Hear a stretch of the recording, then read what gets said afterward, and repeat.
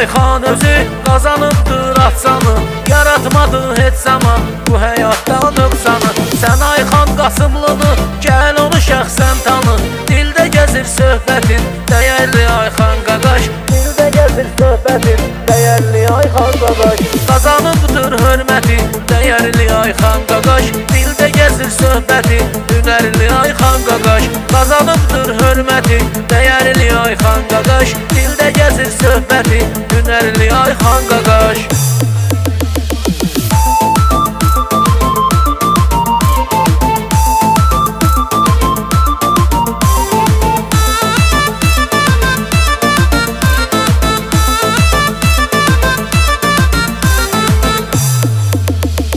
Göz açmısan dünyaya, sən Qazaq torpağında. Bərdli olubdur Ayxan, damarında, qanında. Əyməmisən sən boyun, namərdlər qabağında. Bu cür nə xasiyyətlidir, dəyərli Ayxan qaqaş. Bu cür nə xasiyyətlidir, dəyərli Ayxan qaqaş. Qazanıbdır hörməti, dəyərli Ayxan qaqaş. Dildə gəzir söhbəti, hünərli Ayxan qaqaş. Qazanıbdır hörməti, dəyərli Ayxan qaqaş. Dildə gəzir söhbəti, hünərli Ayxan qaqaş.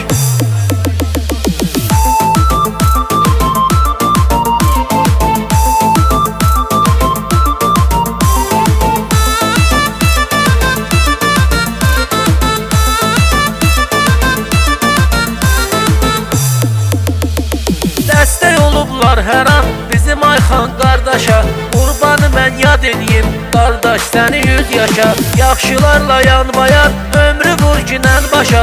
Çox çəkiblər əziyyəti, dəyərli qardaşlarım. Çox çəkiblər əziyyəti, dəyərli qardaşlarım. Qazanıbdır hörməti, dəyərli Ayxan qaqaş. Dildə gəzir söhbəti, hünərli Ayxan qaqaş. Qazanıbdır hörməti, dəyərli Ayxan qaqaş. Dildə gəzir söhbəti, hünərli Ayxan qaqaş.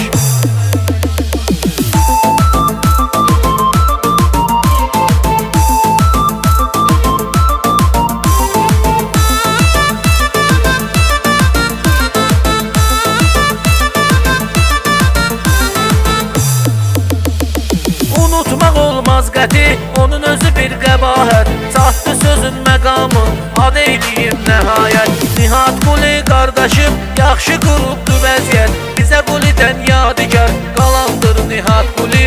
Bizə Qulidən yadigar, qalandır Nihat Quli. Qazanıbdır hörməti, dəyərli Ayxan qaqaş. Dildə gəzir söhbəti, hünərli Ayxan qaqaş. Qazanıbdır hörməti, dəyərli Ayxan qaqaş. Dildə gəzir söhbəti,